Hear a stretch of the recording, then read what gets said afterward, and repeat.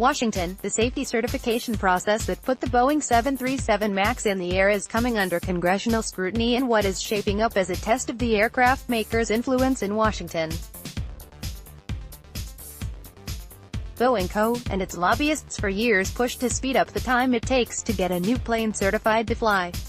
Congress and the Federal Aviation Administration, which were both targets of the company's multi-million-dollar lobbying, supported efforts to delegate some safety certification functions to Boeing.